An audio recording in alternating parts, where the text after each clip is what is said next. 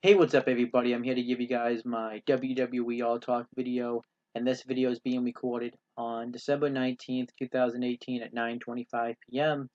The reason I say that is because I have a lot of wrestling shows I have to watch, and because of that, I don't exactly know how long it's going to take me to watch each show and when this video will go up. So, I don't know exactly know whenever you see this video, so if I change the day when I'm recording it, I will mention it just like I did.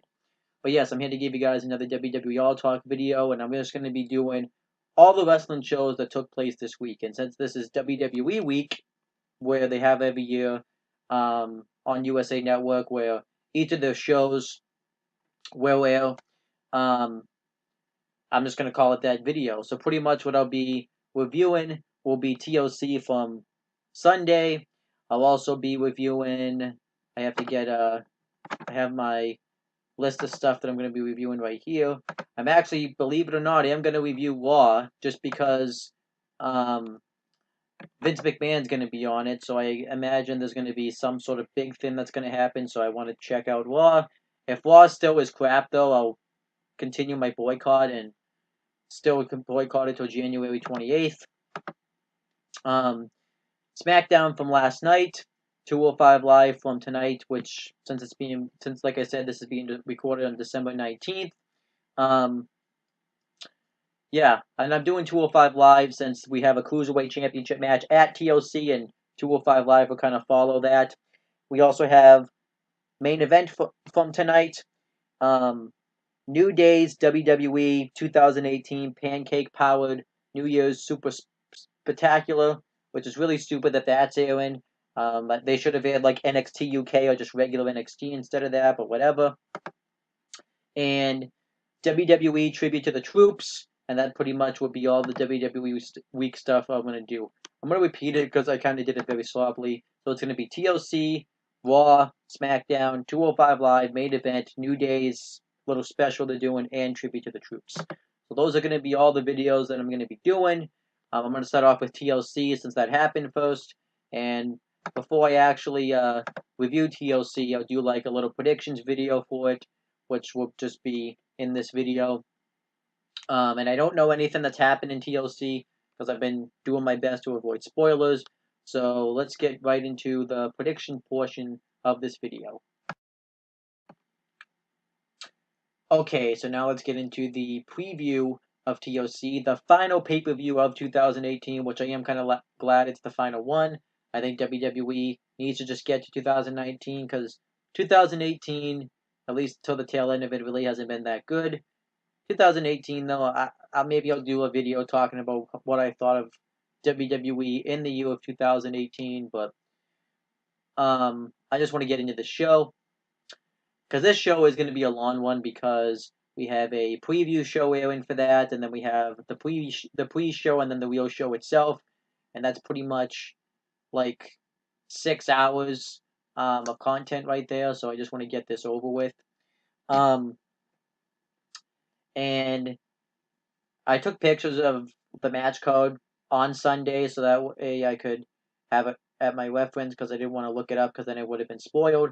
But I believe, if I'm not mistaken, there's 12 matches on this show, which that's a lot of matches. I think that's something WWE needs to learn to cut back on is to stop booking as many matches as they do because this makes me worried about how many matches they're going to do for WrestleMania next year. But whatever. None of the matches have been added to the kickoff yet. I'd imagine there is going to be a kickoff match, but and I'm saying this because I don't think that any of these matches have been added to the kickoff, but I'd imagine there will be some sort of kickoff match. But I'm just going to do my predictions for this. I'm not going to mention the build up to it because I really don't need to. But started with the Cruiserweight Championship match, we have Cruiserweight Champion Buddy Murphy versus Cedric Alexander. Really excited for this match. Obviously, this is a rematch that's 2 months in the making since Buddy Murphy took the Cruiserweight Championship from Cedric Alexander at Super Showdown. And this is pretty much the rubber match because Cedric Alexander, back in the summer, retained his Cruiserweight title against Buddy Murphy. And I'm really looking forward to this matchup. I think they'll go out there and absolutely tear the house down. I don't think this match will be as good as the past two matches, but I still think it could be really good. Um, But I don't know. They could surprise me though, because I thought at Survivor Series the cruiserweights were going to get hold back, but they were allowed to go out there and really perform a quality match. So maybe they can this time. I could see them getting hold back though, because they won't really want the cruiserweights to overshine over the stipulation matches that are gonna take place over this show on this show. But we'll have to wait and see. But if I had to pick a winner, I'm gonna say Buddy Murphy is gonna retain the Cruiserweight Championship. He really just won it not that he literally just won it not that long ago. And I think there's a lot he could do as Cruiserweight Champion. If he just put the belt right back on Cedric, I really don't see what the purpose was of taking the belt off him to begin with. So I actually think Buddy Murphy will retain the title. I kind of want him to too. Buddy Murphy's been one of the best cruiserweights in 205 Live, and I think he should retain his championship. Then we have the tables match with Natalya and Ruby Riott. Now, the Raw matches are really hard for me to kind of say what the build-up is in a way, because I went a couple of weeks without watching Raw, because it sucked. But this, since it hasn't been that long ago, um, yeah, pretty much this is a tasteless feud based off the death of Jim the Anvil Neidhart. I can't believe they booked this feud, but whatever. If I had to pick a winner, just give the win to Natalya. This feud's tasteless enough as it is. At least give Natalya like a feel-good moment. So, yeah, Natalya to win the tables match. Then we have a ladder match with Elias versus Bobby Lashley. So, from my understanding, this match is what's going to be hanging above the win is Elias's guitar, and whoever grabs it can use it as a weapon, which I think is kind of a crappy utilization of a ladder match. You can just grab the guitar and still lose the match anyways. I think that's really stupid. Um, if I don't think this match should have been the ladder match. I think it should have gone to a different match, but whatever. If I had to pick a winner, this is really a tough one to pick because they both really need the win. Bobby Lashley, um, is being pushed really strong right now. But Elias recently just turned face, so I'm gonna pick Bobby Lashley to get the win. I think Elias will be the one to get the guitar, but before he can use it, Leo Rush will run some sort of interference and he'll get hit with the guitar, and Bobby Lashley will beat Elias. It's a really stupid finish, but that's how I just see it going. Then we have Finn Balor versus Drew McIntyre, which this match was really weird because Finn Balor was um, medically unable to compete like the week of the show. They took him out of mixed match challenge and everything. So it's really tough to say about what's going to happen with this match. I think the match will happen, but we'll have to wait and see. I'm going to say Drew McIntyre wins regardless, though, just because they're really pushing him. I think they probably, and I think he's going to be a future Universal Champion, so I think they should build him up really strongly, whether that's a future opponent, for Strowman when he wins the belt or whatever, but I do think Drew McIntyre will get the win, and he should get the win. Then we have a chairs match, Rey Mysterio versus Randy Orton. I really enjoyed this feud. I actually think this match would be good. I typically don't really like chair matches, but I think Rey Mysterio and Randy Orton will find innovative ways to utilize the chairs. As for I think will win this match, I think Randy Orton's going to get the win and continue his new heel persona. I just think it makes the most sense. And I think he's going to be there long term. Rey Mysterio, I think it's just there to kind of put guys over. I mean, it wouldn't really hurt Randy Orton if he lost though either, because it's Randy Orton. Then we have a triple threat match for the SmackDown Tag Team Championships. SmackDown Tag Team Champions, The Bar versus the Usos versus two members of the New Day. This is the match I think should have been a ladder match because I think these three teams really would have torn the house down if they had a ladder match. But I still think they will tear the house down since it is just a regular triple threat tag match. And as for who I think I will win, I think the Ball is going to retain the SmackDown Tag Team titles. There's really no reason to take the titles off the Ball. The only question is what does the Ball do um, after this? I mean, they easily could just enter a feud with the Usos and just do a match with them. Just don't do Ball versus Usos. I mean, Ball versus New Day again. We've seen that done to death. But I think the Ball will retain. I think they're going to hold the titles going into 2019. I don't know about WrestleMania, but definitely I think they'll be the SmackDown Tag Team Champions for the rest of the year. And then we have the Mixed Match Challenge Finals match. Mahalisha versus the Fabulous Truth, where the winners will get the number 30 spot in their respective Royal Rumble matches, as well as an all-expense paid vacation to anywhere in the world, which I don't really care about that stipulation, but whatever.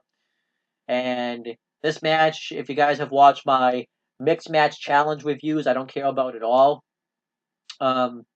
Mixed Match Challenge was a complete waste. It was a complete flop this season. If you want to check out my video on that. You can just check out my season finale of Mixed Match Challenge review. I kind of went into detail about that. I'm not really going to go into any more. But yeah, as for I think will win this match, I'm going to go for who I want. I want the Fabulous Truth to win. Um, just because I don't really like Mahalisha. So that's pretty much that. Um, and it just kind of sucks that these are the two teams that made it to the finals because the number 30 is like a big spot in the Rumble, and I don't. No matter which of these two teams win, none of them are gonna win the Royal Rumble. So if it was like Jinder Mahal from 2017, it was a big possibility, but um, not so much. And if it was Carmella, maybe from earlier this year when she was like the SmackDown Women's Champion, but now not so much.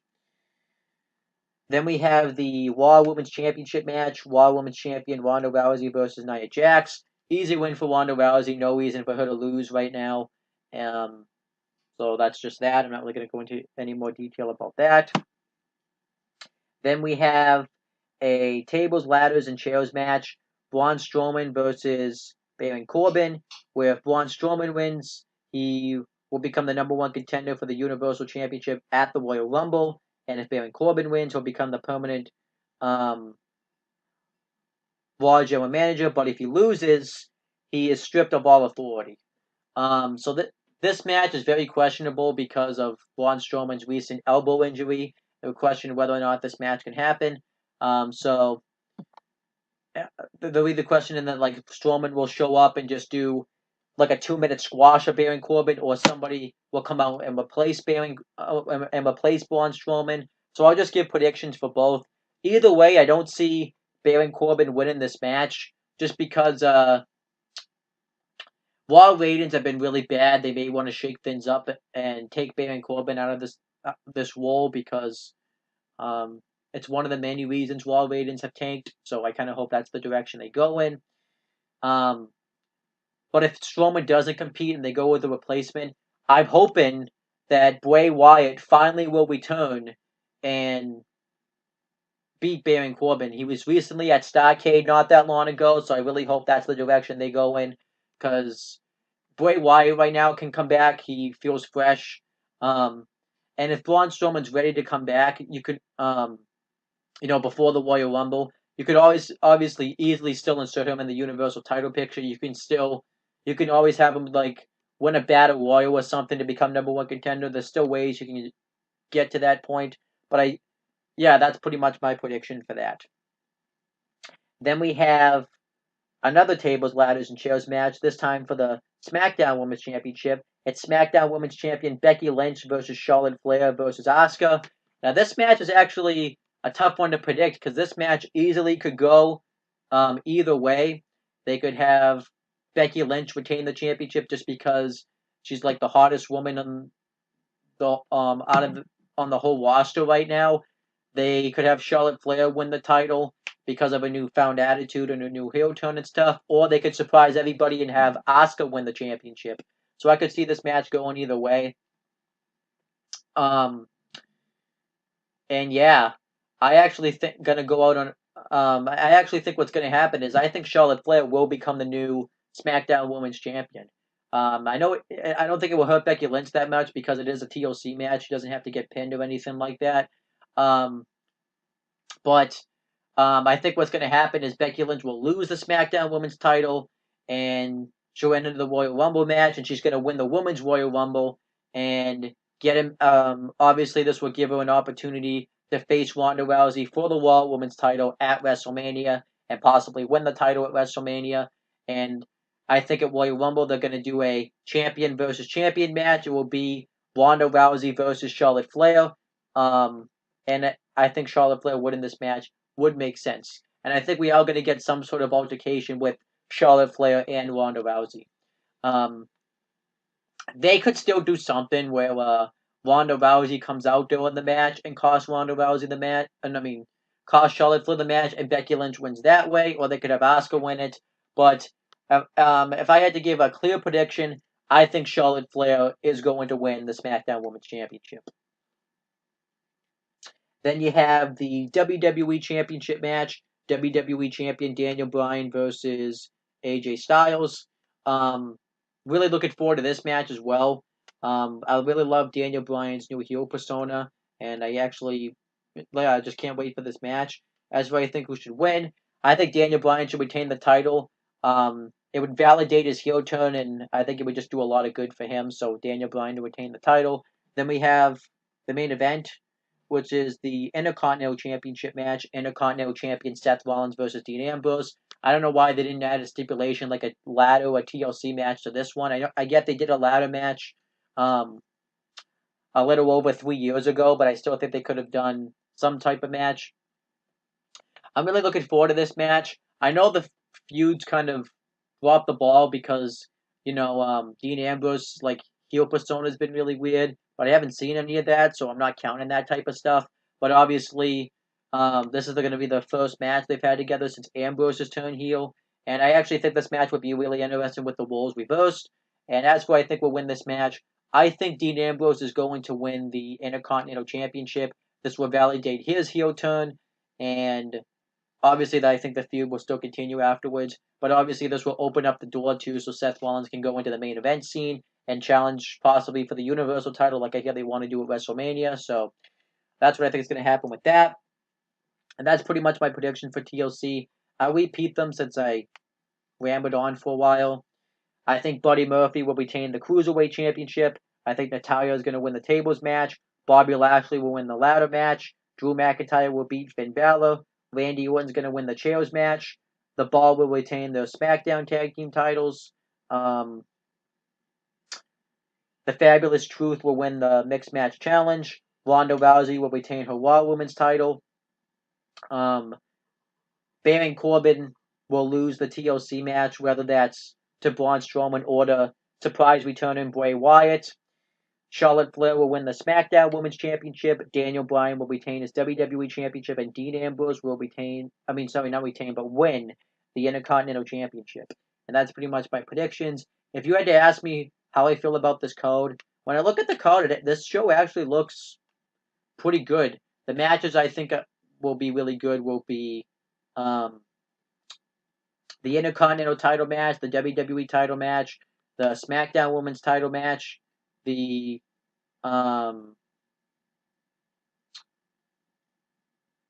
think the chairs match should still be good. I think McIntyre and Balor will tear the house down. And I think the Cruiserweight title match will be really good. The only matches I'm really not looking forward to are the ladder match, the tables match, and I am looking forward to seeing Strowman come back, but no matter what happens with that match, I think it's just going to be an easy squash. So, yeah. But that's pretty much my predictions portion of the TLC. Now I'm going to actually watch the whole show itself and come back on here and give you guys my review of that. Okay, so now this part of the video is being recorded on December 20th, 2018 at 6:11 p.m. And obviously you can tell it's a different day because I got a haircut and I'm wearing different clothes. So there's that. I did watch TLC. I didn't watch the whole thing in one sitting just because I got really tired last night. So I watched about a little over an hour of it last night, and then I watched the preview, then the pre-show, then a little over an hour of the main card last night, and then I finished the rest of the show today. So there's that. So now I want to talk about it and give my thoughts on it. So we started with the preview portion of this show. We had the host of Kathy Kelly and Mike Rome, and they interviewed various superstars, giving their thoughts going into TLC and kind of broke down the match card a little bit. But they interviewed Seth Rollins, he was watching some sort of football game that was on that day, which I think it was Bears versus Patriots. The only reason I know that is because he said Bears, and I think we were facing the Pats. I don't remember if the Pats won, but I don't watch sports, so it's not like I would really bother to look that up anyways. And he pretty much talked about his history with Dean Ambrose and how he feels like he's the main champion on Monday Night Raw right now. Um, and then Elias got interviewed and talked about how he's going to beat up Bobby Lashley and said that Bobby Lashley's been a thorn in his side since he's come back. And he talks about how he's looking forward to Baron Corbin being kicked out of power and what Vince McMahon possibly could do to shake things up. And then they showed some tweets. It's a new segment called hashtag Becky's Bio, showing their favorite tweets from Becky Lynch. And then the new Daniel Bryan got interviewed, and it pretty much really wasn't an interview. He just went in there and he spoke from the heart. You know, he went off. Um, he went off on Kathy Kelly and Mike Rome for not caring about wrestling and just wearing T-shirts to get the WWE brand over. He talked about how he respects AJ Styles as a professional wrestler, and he talked about how they're going to have this great professional wrestling match. But then he went on and talked about how he doesn't respect AJ Styles as a person, and he talked about how the Yes Movement's dead. He proclaims that the Yes Movement's now the LaBelle Lock again, and he talked about how AJ Styles and everybody else is just wearing fake cotton on their T-shirts, and it was really good stuff. He even talked about how he's possibly going to change the leather on the WWE Championship to non-cow leather, which was awesome. Just the new Daniel Bryan was great. I love the new Daniel Bryan heel persona, and I think this could be a gimmick that sticks around for quite some time. I love it. He's not getting Shield either, which is awesome. So I love the new Daniel Bryan gimmick. So I was actually pretty entertained by the preview show, especially by the time the new Daniel Bryan. Once the new Daniel Bryan was out there, he really kicked it up a notch. He made the preview show worth watching. Then we had the pre-show or the kickoff. I don't know what they call it, but whatever. We had Jonathan Coachman, Booker T, Sam Roberts, and David Otunga on the panel. And for the commentary team, we had Percy Watson, Vic Joseph, Nigel McGuinness, Michael Cole, Corey Graves, and Renee Young. And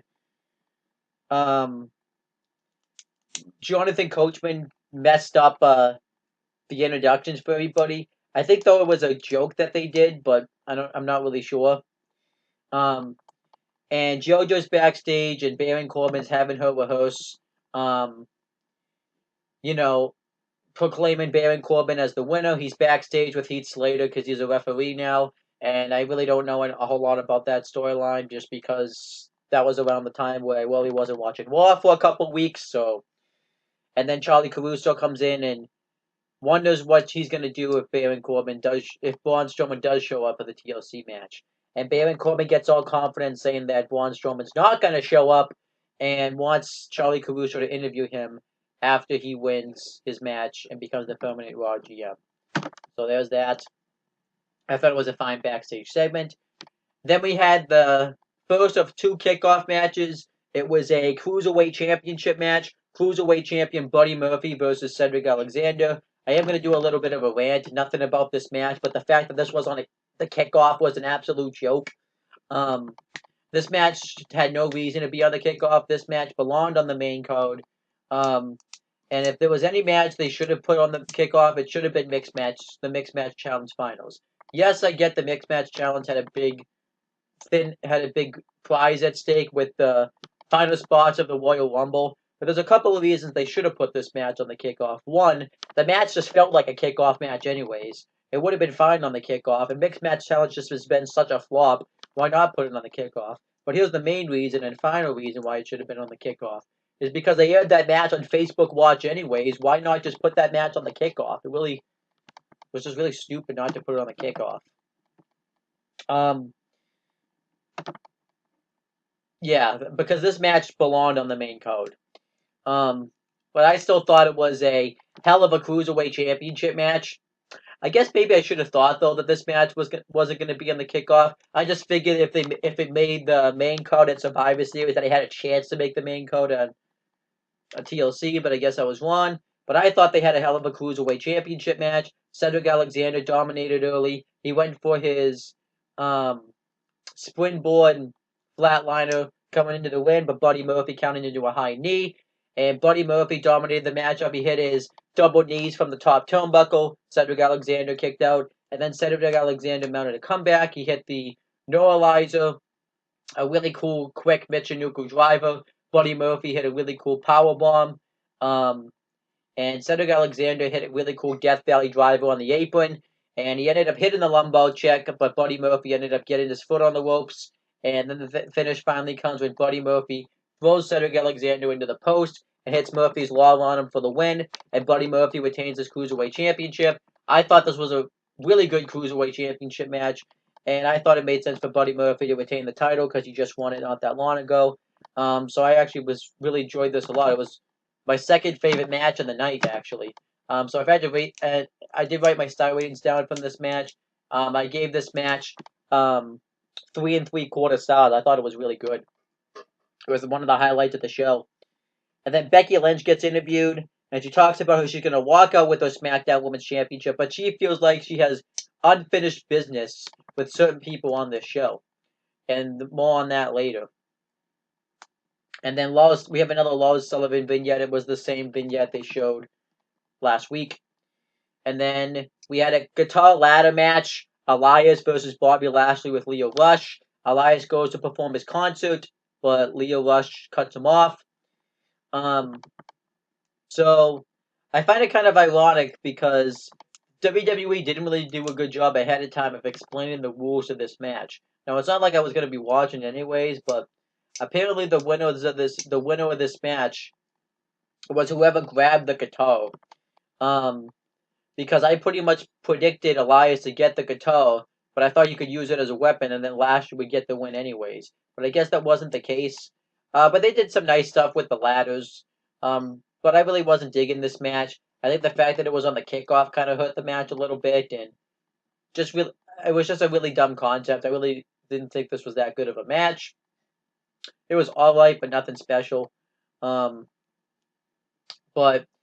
pretty much, another really stupid thing about this match is ladder matches don't have countouts or DQs, so why is Leo Rush picking and choosing what he wants to interfere?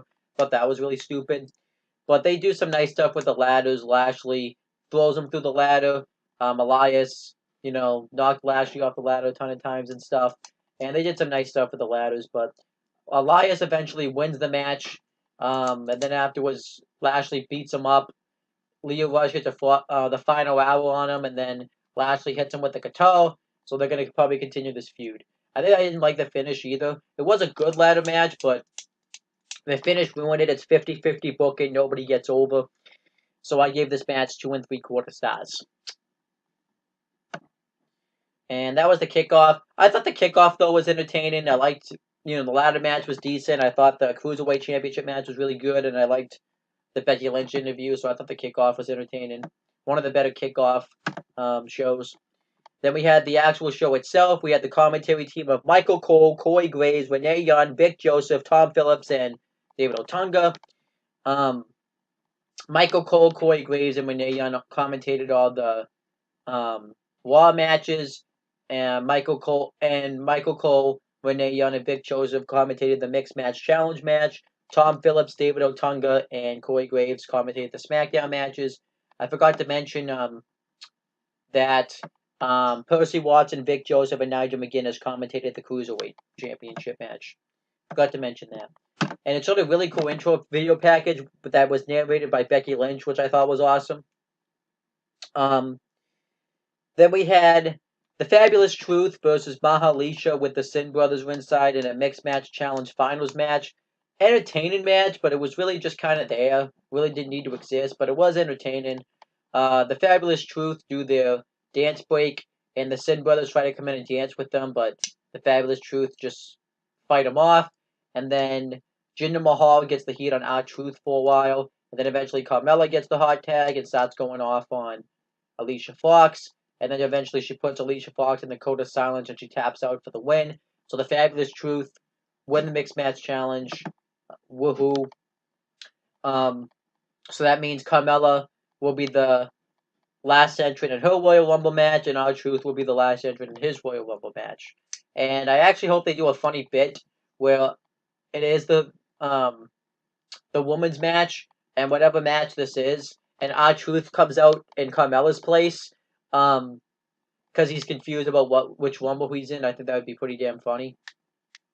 But afterwards, they get interviewed by Kayla Braxton, and they get asked where they're going to go on vacation, and apparently R-Truth had submitted it earlier, and they're going to Stamford, Connecticut at the WWE headquarters. I thought that was absolutely funny, and I hope this does lead to some segments with the Fabulous Truth at WWE headquarters this week on SmackDown, or at least in January. So I hope they do that.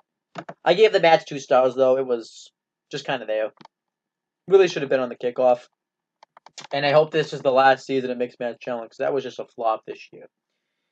Then we had the SmackDown Tag Team Championship match. SmackDown Tag Team Champions The Bar versus Kofi Kingston and Xavier Woods with Big E ringside versus the Usos. I thought this was a really good SmackDown Tag Team Championship match. I do have some issues with it.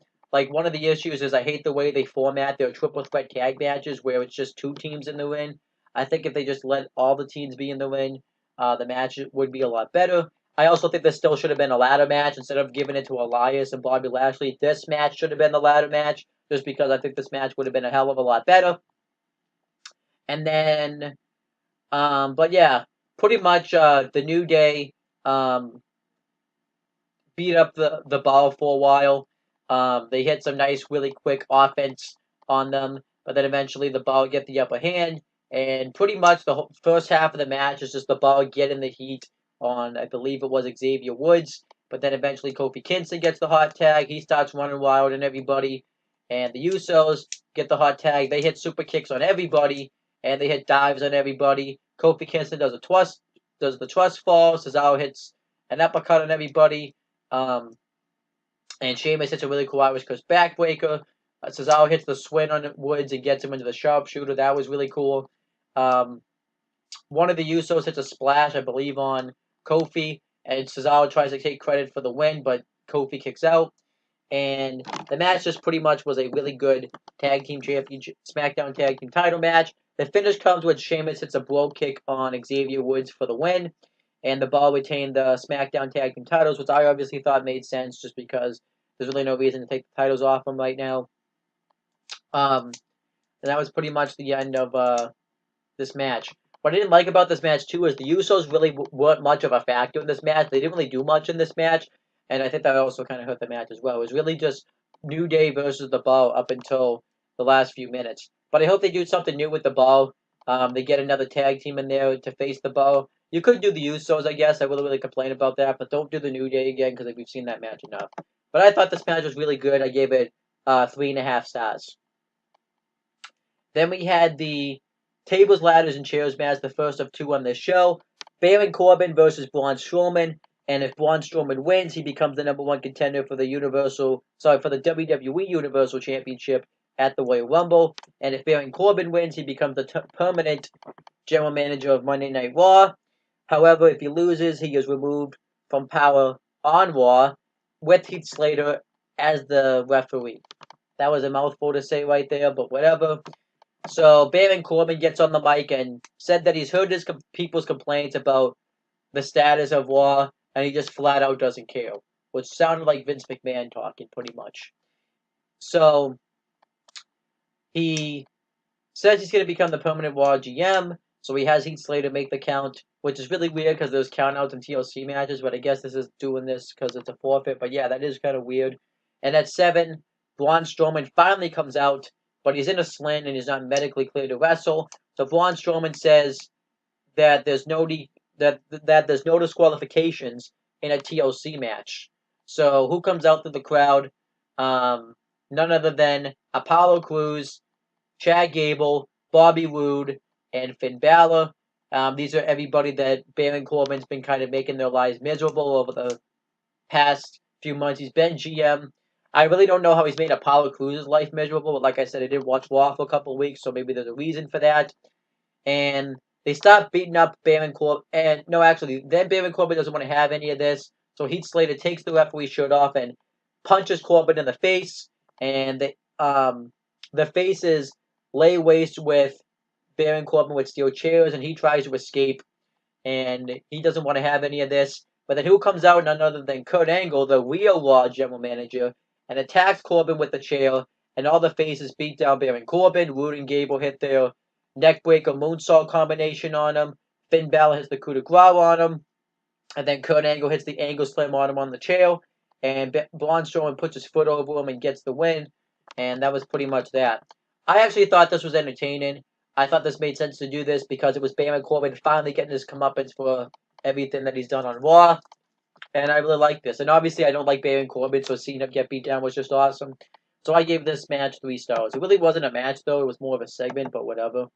And like I said, I think they were just making the best out of Strowman being hurt. And this, I thought, with what they came up with, was really good. And this was just really entertaining. I'd imagine those Braun Strowman probably still will be out until probably early 2019. I do think he probably will be wrestling for the Universal Championship at the Royal Rumble because I don't think they would have had him show up at all. They probably would have had, like I said, a replacement like Bray Wyatt replace him or something, but I still was entertained by this. Then we had a tables match, Natalya versus Ruby Riott with Liv Morgan and Sarah Logan inside. I didn't like this match. I think mainly because it was just very uncomfortable to watch. Jim the Anvil Neidhart out there, them talking comments about him anytime Natty would get bounced her head off his table. It was just kind of and I didn't like the storyline, so maybe not really like the match. And like I said, back to that complaint, why are the Riott Squad picking and choosing when they're going to interfere when it's no DQ? They can just kind of interfere all they want. But Natalya puts them through a table, getting rid of the Riott Squad. When Liv Morgan went through it, though, I thought she was like breathing like she was gonna die, like she was having trouble breathing. I thought it was pretty scary. Not really, it was pretty funny. And Natalya ends up pulling out a table with Ruby Riott's face on it, and puts on Jim the Anvil Neidhart's jacket, and ends up when Ruby Riott goes for a Hurricanrana, Natalya turns it into a powerbomb off the turnbuckles, and she goes to the table. Natalya wins. I didn't really like this match, though. I gave it a star and 3/4. The match technically wasn't bad, but it was just very uncomfortable for me to watch. Then we had Drew McIntyre versus Finn Balor. I thought they had a really nice physical matchup. Drew McIntyre hit a lot of nice physical moves on the Finn Balor, but like the headbutt, the Claymore kick. Well, he didn't hit the Claymore kick, but the big boot, a wicked short arm clothesline. He beat him up on the outside.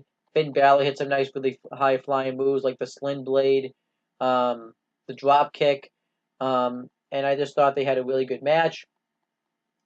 Well, I thought they were having a good match, and then the finish comes with McIntyre is completely in control. Ziggler comes up from behind the referee's back, hits a super kick on Balor, and then he grabs a steel chair. McIntyre big boots him in the face, though, before he can use the chair, and then he puts him in the ring, grabs the chair, acts like he's going to hit him. Finn Balor drop kicks the chair into Drew McIntyre and hits the coup de grace on him for the win. Didn't like the finish. If they really wanted to groom Drew McIntyre for a future Universal title match, he should just be winning and really looking dominant, not this 50-50 booking crap. So I didn't like that. And then that was pretty much that. Good that Finn got a win, though, but I give the match 2 3/4 stars. It would have been 3 if it wasn't for the finish, though. If Finn just won, too, I wouldn't really have an issue with that either. Then you had a chairs match, Rey Mysterio versus Randy Orton. I thought they had a good chairs match. Probably one of the best chairs match you ever see. And Randy Orton tries to get the chairs early and dominate Rey Mysterio, but Rey Mysterio grabs a steel chair and attacks Randy Orton with it. But then Randy Orton gets the advantage. But there was some cool spots, like Rey Mysterio did that suicide dive splash that he's been hitting since he's been back, and uses the chair like it's a boogie board. right onto Randy Orton. That was really damn cool. Randy Orton throws Rey Mysterio into the. Rey Mysterio goes for the West Coast Pub. Randy Orton moves out of the way, and Mysterio catches his tailbone on the top of the chair. So Randy Orton took over the match for a while, hitting some lethal chair shots onto Rey Mysterio. Mysterio went for like a crossbody, and Orton threw the chair at him. That was awesome. Uh, Rey Mysterio hit a drop toe hold with Orton into the chair, and then Orton came right back and hit a scoop slam on Rey Mysterio, which I didn't really think made any sense because he just went face first into a chair and he's automatically able to hit a scoop slam on him. I thought that didn't really make any sense. Randy Orton had like a face buster right onto the steel chair of Randy Orton right onto the announcer table on the way Mysterio. That was really cool. Mysterio hits a 619, and then he goes for the springboard splash, but Orton gets the chair up, and then Randy Orton stacks like 5 chairs in a row, goes for an RKO through the chairs, but Rey Mysterio counters it. Hurricanrana's Randy Orton hits a roll up on him and gets the win. And that was pretty much the match. I thought this was a good chairs match, a good match, and I imagine the feud's still going to continue, which I don't have a problem with. And I actually like this match. I'm going to give it 3 stars. I thought it was a good match. Then Finn Balor gets interviewed, and he's happy that he got the victory. And he's upset at Dolph, though, that he got involved in his business. And Dolph said that he looked like a rookie out there. McIntyre was eating him for lunch. All he did was just even the score. But Finn isn't hearing any of this. So Ziggler attacks him, and now they're going to have a match on Raw, which I'm going to watch in a few minutes. I didn't like this at all. I guess Ziggler's back to being a heel. That doesn't make any sense. Then we had the Raw Women's Championship match. Raw Women's Champion Ronda Rousey versus Nia Jax with Tamina Snuka inside. Decent match. I just really wasn't into it. I think Nia Jax is just eh. And the match just kind of was just kind of there. There was some nice stuff at the end, but it was just kind of like, let's just get this over with because we know Ronda Rousey's winning. And that's exactly what happened. She gets Nia in the arm bell and taps her out. And that was that. 2 3/4 stars. And then Nia Jax is backstage. Becky Lynch comes up and tells her to leave her name out of her mouth. Punches her in the face. And I actually thought that was a funny segment. I thought it was a nice way to kind of incorporate that feud. I do think they are going to have a match in the future, so I can't wait for that. And then AJ Styles gets interviewed, and he said that Daniel Bryan, the new Daniel Bryan's been playing mind games with AJ Styles, and it really doesn't matter what type of Daniel Bryan that he gets, they're both the same one to him. And he says that he's going to beat Daniel Bryan and win the WWE Championship back. Good promo.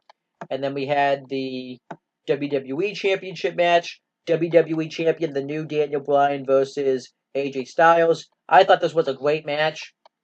My second favorite match of the night, other than the main event. But I thought it was a great match.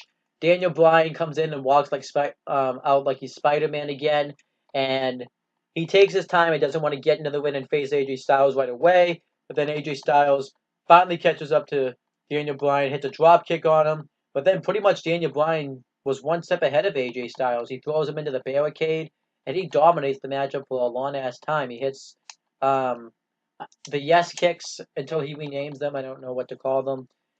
He drop kicks him into the corner. He hits a really cool, snapmare suplex, which was awesome. Double knees to the head. Really cool half Boston Crab. Really cool drop kicks into the corner. Daniel Bryan just looked aggressive in this match. AJ Styles, though, mounts a comeback. And, AJ Styles mounds a comeback. And Daniel Bryan tries to beg for mercy, but Styles turns into the Hushi Karoshi, or the Fireman's Carry Neckbreaker, because you can't call it the Hushi Karoshi, and hits a phenomenal form from the barricade. But Daniel Bryan mounts some type of comebacks as well, where Daniel Bryan gets AJ Styles into the and AJ Styles even targeted the leg of Daniel Bryan, got him into the half Boston Crab. Bryan turned it into the label lock. Bryan hit some really cool yes kicks, and Daniel Bryan went for the. They tried to redo the finish when Bryan turned heel, but AJ Styles this time saw it coming, and AJ Styles gets Bryan into a roll up, and Bryan reverses it into a roll up himself, and retains the WWE Championship.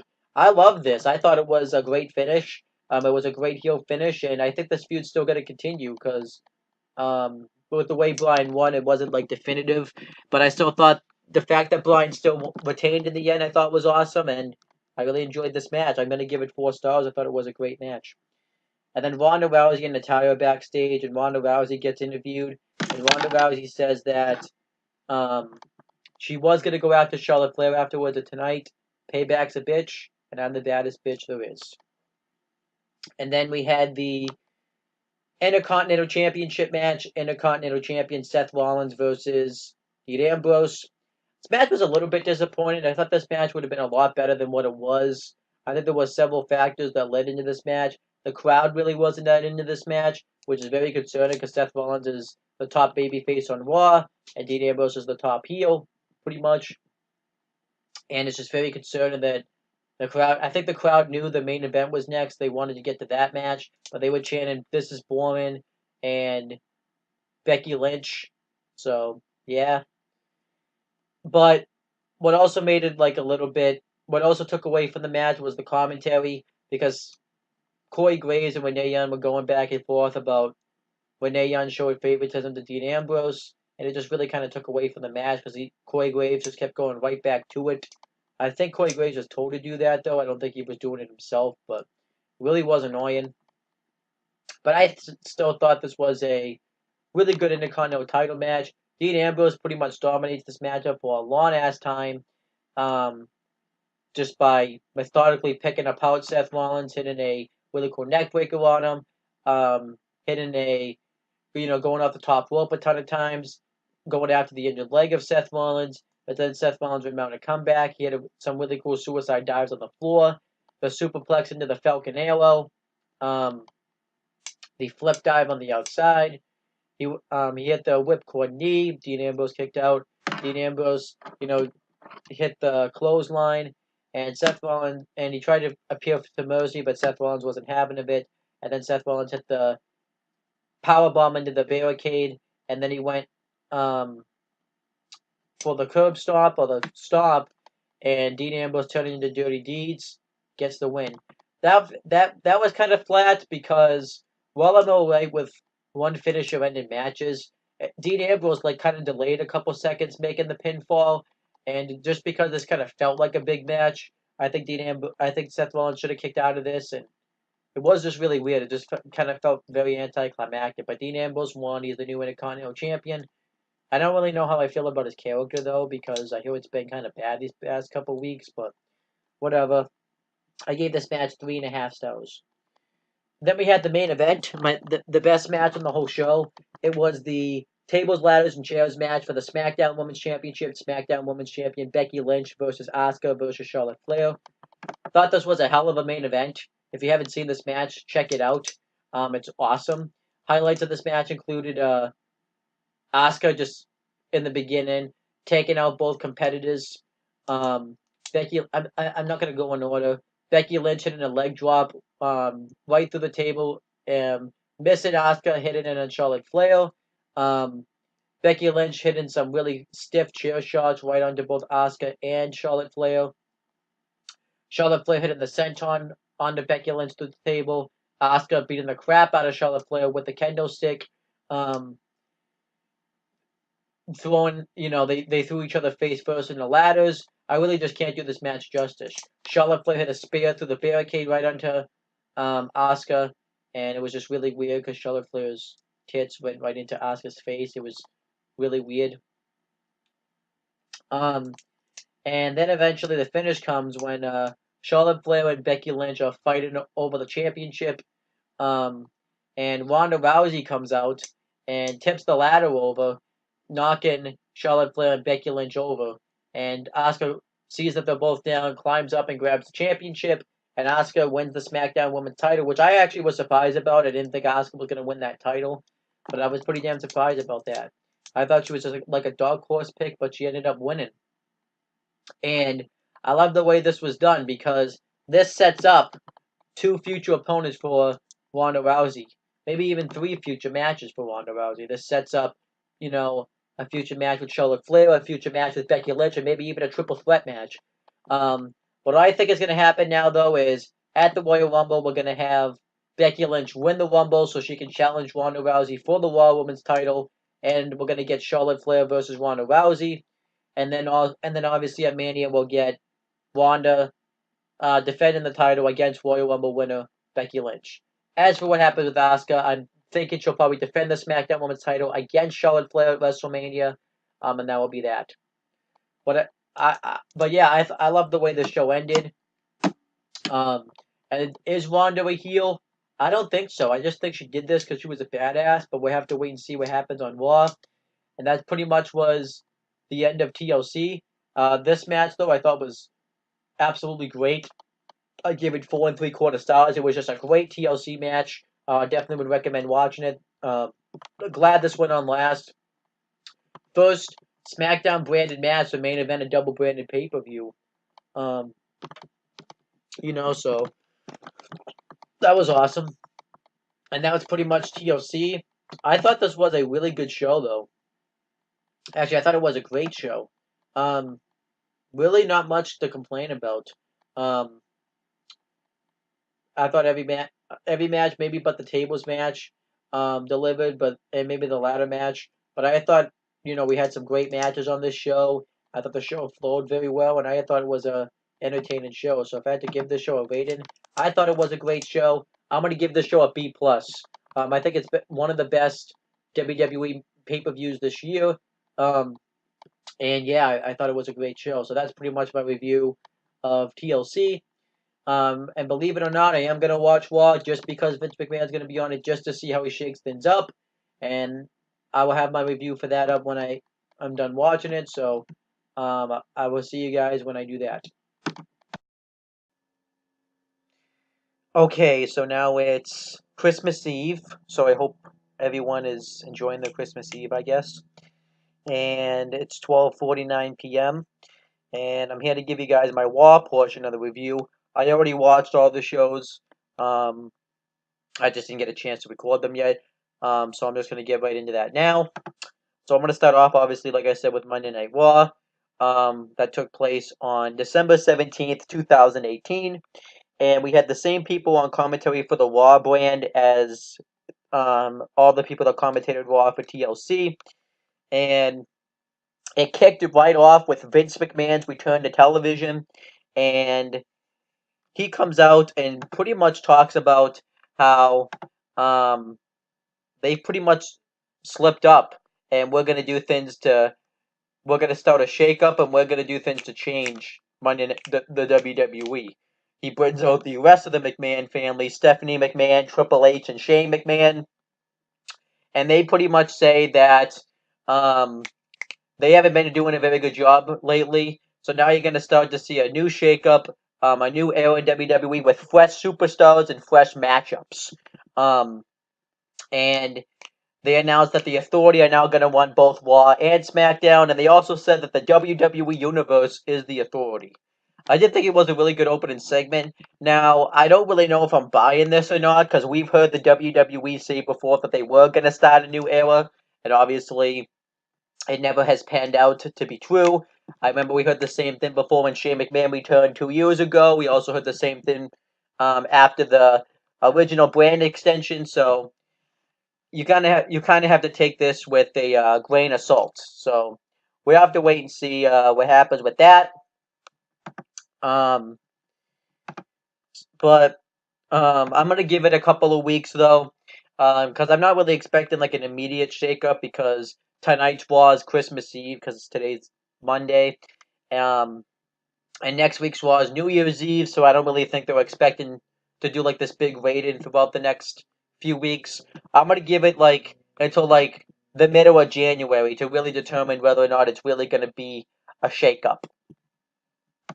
Then Baron Corbin comes out and he gets heavily booed, which I thought was awesome. And he pretty much, well, actually, he doesn't say it. Triple H has to say it for him because he's getting booed so loud. He feels like he got robbed out of the TLC match with Braun Strowman, and he wants another chance to become the general manager of Monday Night Raw. So they give him an opportunity against Kurt Angle. They start having a match, but then Triple H comes out in the middle of the match and makes it a handicap match between where Kurt Angle's going to team up with Bobby Roode, Chad Gable, and Apollo Crews. And also, Heath Slater is the special guest referee. And they proceed to have the match. And, pretty much Baron Corbin's being dominated. They're beating the crap out of him. Heath Slater's just letting him roam free. He's acting like he's fixing the turnbuckle. So then Shane McMahon comes out and makes the match an ODQ match. They all beat up Baron Corbin. They lay him out with chairs, and he ends up losing, and he gets, I think, angle slammed through a table, and that was it. I thought it was fun, though. I obviously love seeing Baron Corbin get beat down, and I thought it was just a hell of a lot of fun to see this. Then we had the first match on the show. It was Finn Balor versus Dolph Ziggler. I thought they had a really good match. It was a different match we really hadn't seen a whole lot of. It had a lot of nice near falls and stuff in it. When Ziggler hit the zigzag, I thought he was going to get the win right there. But then eventually McIntyre comes out and Ziggler fights him off. Finn Balor dives on him and Ziggler attacks him, hits the famous Balor kicks out again, and then Balor hits the sling blade and the drop kick into the turnbuckle, but then he gets taken out by McIntyre, and McIntyre lays out both Balor and Ziggler, and this is leading to a triple threat match on tonight's show with all these three guys. I thought this was really good, though. I wish, though, they wouldn't have done that long match and just not had a finish to it, but I guess it is what it is. And then, Dean Ambrose comes out to cut a promo, and he comes out with his goon squad, with the guys with the gas masks and stuff. And he says that he's proved that he always has been better than Seth Rollins, and he's taken everything from Seth Rollins. He took both of his championships, and he said that he's not done, though. He doesn't want to stop until he absolutely humiliates, embarrasses, and takes everything there absolutely is to take from Seth Rollins. So he wants Seth Rollins to come out and admit that he's always been the better member of the Shield of the two, but he doesn't come out. So instead, he issues an open challenge for his Intercontinental Championship. Tyler Breeze accepts, and I thought Tyler Breeze had a nice little showing in this match. It was a nice little match, but Dean Ambrose retained his championship after the dirty deeds. Afterwards, we find out that Seth Rollins, which you can kind of tell with how this was going, was disguised as one of Dean Ambrose's goons, attacks him, and lays out one of them with the stomp. So there's that. I thought this was fine, though. Good stuff. And then Shane McMahon's backstage, and he gets interviewed and talks about the shakeup. And AOP and Drake Maverick come up, and they want Shane McMahon to give them a rematch for the Raw Tag Team titles. And Shane McMahon pretty much says that rematches are no longer with Finn anymore, which I hope is true because everybody knows I hate rematch clauses. So I hope that that's a true statement. And he says that he's gonna people have to earn their rematches, and he makes a fatal four-way tag team match between AOP, the B Team, two members of the Lucha House Party, and the Revival, and the winners will become the number one contenders to the Raw Tag Team Championships. So that was that. I thought it was a good backstage segment. I enjoyed it. And then we see some vignettes for superstars that are on their way. There's going to be 6 call-ups. Obviously, one we already knew was Lars Sullivan. I'm excited to see him get called up. Then we have EC3, which I think makes sense because I think EC3 was supposed to originally get called up, but then he got that concussion during his match at NXT TakeOver Brooklyn 4, so I actually thought that made sense. He's going to get called up. And then you have Lacey Evans, which is kind of my head scratcher because I didn't think that Lacey Evans was ready to be called up. Nikki Cross, who I think was destined for a call-up, I imagine she'll go to SmackDown with the rest of the members of Sanity. And obviously, a tag team call-up, Heavy Machinery. I'm fine with all these call-ups except for Lacey Evans. I think they should have called out somebody else over Lacey Evans. But, yeah, I'm fine with all these call-ups. But the problem is I kind of wish some of them were a surprise. And I do think it's going to affect some of the guys on, that are already on the roster because they're not going to get as much TV time. And obviously, too, how well do you think these guys are going to get used? I think, though, that if I had to guess, I think EC3 will be fine because he's got just a lot of charisma about him. I'm hoping no matter what they do with him, he'll be able to overcome it. Maybe Heavy Machinery could be fine because Otis Dozovic's kind of nuts anyway, so I think he can make a lot of the segments that they do with him work. Lars Sullivan could be okay. I don't know though how Lacey Evans and Nikki Cross would do. I don't think they'll do very well, booking wise.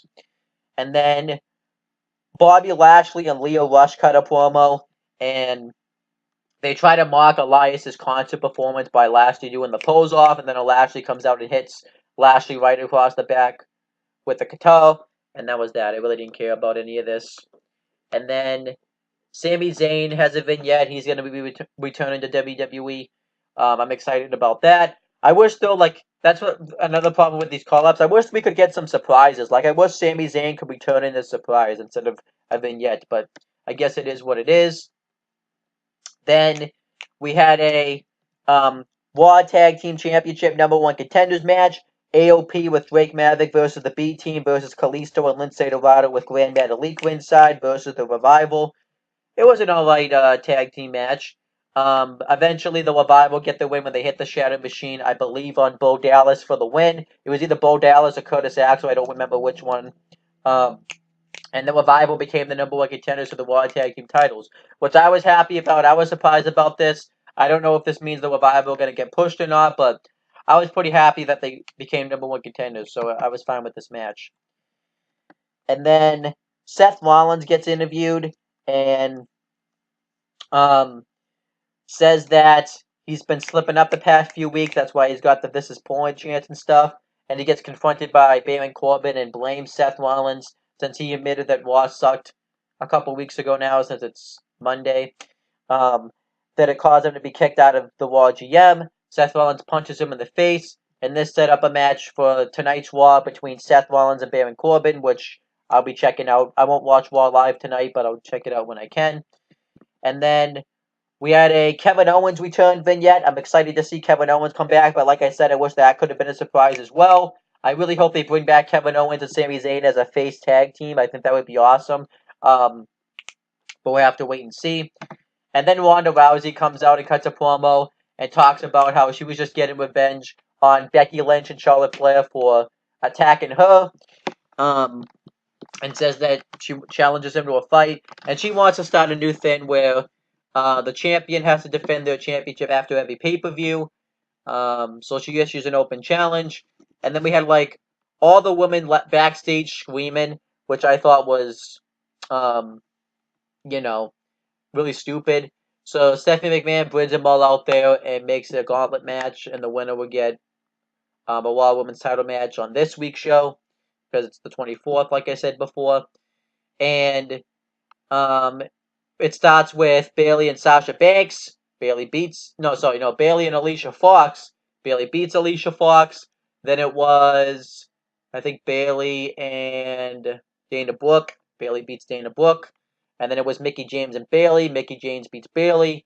And then it was Mickie James and Natalya. Natalya beats Mickie James. Natalya and Ember Moon. Natalya beats Ember Moon. Natalya and Ruby Riott. Natalya beats Ruby Riott. And then Natalya beats Sasha Banks. And this week it's going to be Natalya versus Ronda Rousey for the Raw Women's title, which I think makes sense because obviously they wanted to do that match for a while. So, yeah. The gauntlet match was fine, but it didn't need to take up the rest of the show. I thought that kind of hurt the show a little bit, but I thought it was fine. What I hated about the gauntlet match, though, is every time a new guy got into the ring, usually in the gauntlet match, the new person's supposed to get run wild. Every time a new person came in, they just got their ass kicked. I thought that made no sense at all, but whatever. So now this week's Raw, we have Natalya versus Ronda Rousey for the Raw Women's Championship. A triple threat match between Finn Balor, Drew McIntyre, and Dolph Ziggler. And Seth Rollins versus Baron Corbin. So I think Raw tonight could be a pretty good show. I think it's going to be a fun show. It was pre-taped last week, but yeah, that was Raw for this week. And I got to say, this is a major improvement from the past few Raws that I've seen over the past month or so. So, well, I still thought it was a good show. A lot of people thought this was a really good Raw. I don't really agree with that. I thought it was a good show. I'll give it a B-. I liked about everything that was on it. I think what hurt the show is that if we had had something else other than that gauntlet match taking place the rest of the show, I think I probably would have given the show just a really good rating, like a B. But it was still a good show. I thought it was a B minus show. Let's hope the WWE is going to start making changes, but we're going to have to wait and see on that.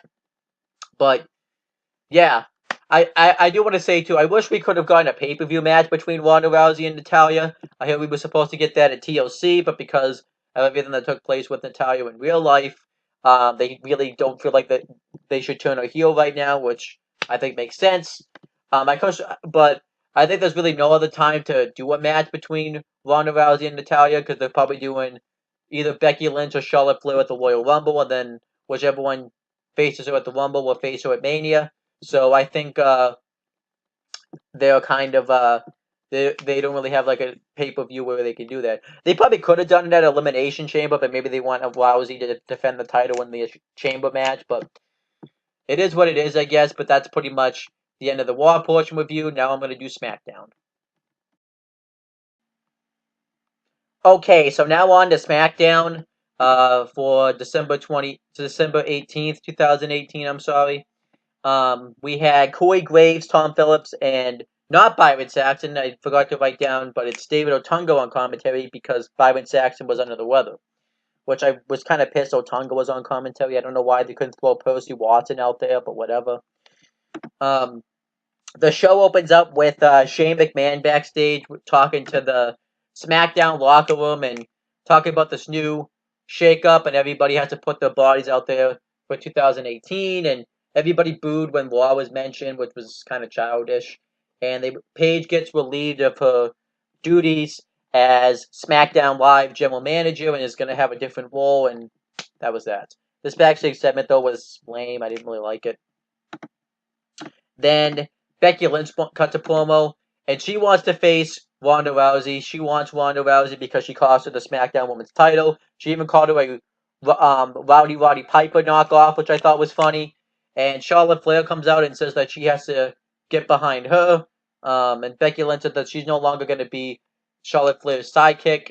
And then Asuka comes out and says that she's the champion. But Becky Lynch and Charlotte Flair actually agree on something. They don't think that Asuka should be holding the SmackDown Women's title. They think the only reason that she won is because she, you know, um, is because of Ronda Rousey. So Vince McMahon comes out and tells Charlotte Flair and Becky Lynch that if they want Ronda Rousey, they should do something about them themselves, and how they should get over the fact that they lost, and they are going to have a title match tonight. And then Naomi comes out and she wants the title match because she hasn't had much opportunities on SmackDown lately. So Vince grants her the match. They had a really good match for the SmackDown Women's title.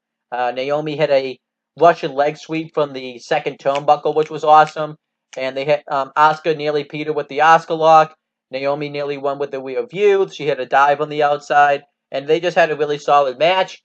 Asuka did end up tapping out Naomi with the Asuka lock, but they had a really good match. I would definitely recommend it. And Asuka retained the SmackDown Women's title. Then The Miz is backstage, and he wants Vince McMahon's blessing for Shane McMahon to be his tag team partner. But Vince says that he doesn't give blessings, and does agree to put Miz in a match with. He agrees to give him a partner and see how he does in a tag team match. I don't know. He slams a door in Miz's face, which was funny, I guess, but I don't care about this Miz Shane McMahon storyline. And then Rusev and Lana get interviewed, and they make fun of Shinsuke Nakamura, saying that he looks like Sonic the Hedgehog and thinks that he is legitimate competition to Shinsuke Nakamura's United States Championship. And then Samoa Joe comes out to apologize. Jeff Hardy comes out first and doesn't believe that for a second that Samoa Joe is going to apologize, so he calls him out. And Samoa Joe says that this isn't an apology, this is an interrogation, I think he called it, where they sit down in chairs and talk about people's drug problems and stuff. And Jeff Hardy said that he's not going to go back to his demons, and talked about how are you just doing this because you've been in WWE 2 years and have never won a championship. So I guess Jeff Hardy forgot about the NXT championship, but whatever. This pisses Samoa Joe off. He goes to attack Jeff Hardy. He lays him out with a twist of fate, and that was that. I thought this was a good way, though, to continue this feud. And now this is setting up a match for tomorrow night's SmackDown between Samoa Joe and Jeff Hardy, which I'm looking forward to that. Then we had the Miz's match. It ended up being a mixed tag team match. It was the Miz and Mandy Rose versus the Fabulous Truth. This match wasn't good. I didn't care about it. I didn't think it was funny that R-Truth thought that Mandy Rose was Maurice. I thought that was funny. But the Miz beats R-Truth with a skull-crushing finale, and that was that. And then the Usos come out and said that they have been holding down the fort for the SmackDown Live Tag Team division for over 2 years, and they want a shot at the SmackDown Tag Team Championship since they weren't pinned at TLC. But instead, Luke Gallows and Carl Anderson come out, and they want to take out the Usos because they haven't. SmackDown has just been all about the Usos, the New Day, and the Bar. But what else? What did they say?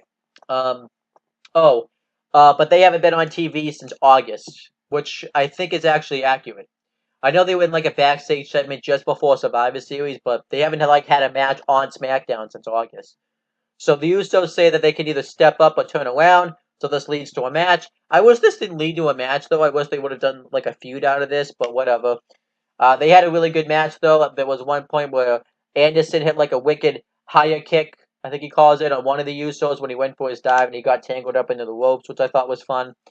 But the Usos are about to hit the splash, but the ball come out, and the Uso hits it anyways, but then Sanity attack him and lay out the Usos, and they tell the ball they beat them to the punch, so then the ball go in there and attack the Usos, Gallows and Anderson, who will also attack by Sanity, and that was that. But I like this, though. This gets new life into the tag team division, and I hope this doesn't just lead to the Usos getting the SmackDown Tag Team title match. I kind of hope they would get a new team like Gallows and Anderson or Sanity, but we'll have to wait and see. And then Shinsuke Nakamura is backstage, and he claims that Rusev isn't a worthy opponent for the United States Championship. And he shows embarrassing footage of Rusev on Total Divas, naked, mowing the lawn, showing his knees off, and says that Rusev's being a total diva. It wasn't fine. I thought it was alright. And then the New Day's backstage and is hyping up their New Day Spectacular or whatever it is. And then we had the main event. It was the new Daniel Bryan and Andrade Cien Almas with Selena Vega inside versus Mustafa Ali and AJ Styles. We find out that Mustafa Ali is now a full-time member of the SmackDown Live roster. I don't know if he's still going to be doing 205 Live. I would kind of like him to do both, like the Lucha House Party have been doing both, but we'll have to wait and see.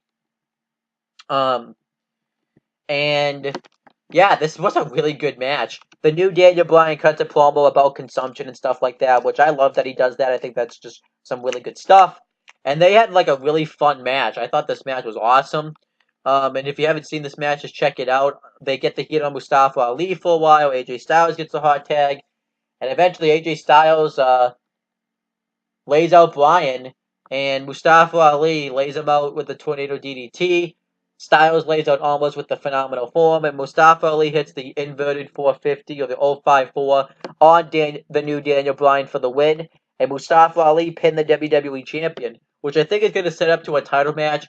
I don't think he's going to get it at the Royal Rumble. I think he'll get it like probably on the episode of SmackDown, maybe New Year's Day edition of SmackDown.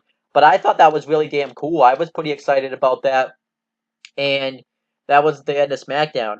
And I thought SmackDown was a great show. The only thing I didn't care for was that Miz Shane McMahon storyline. But everything else I thought was fine on this show.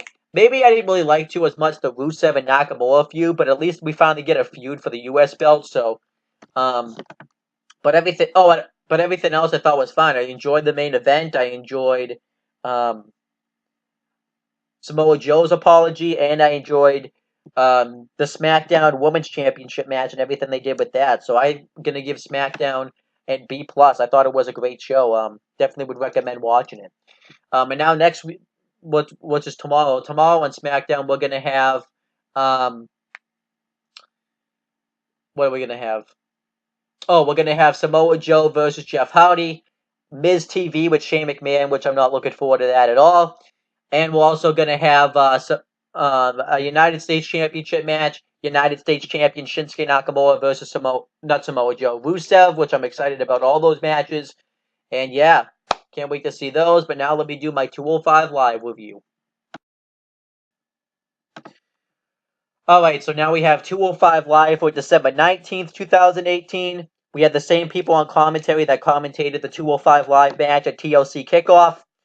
And the show opens up with Hideo Itami and Aria Daivari coming out to cut a promo, which I thought was a different way to open up 205 Live.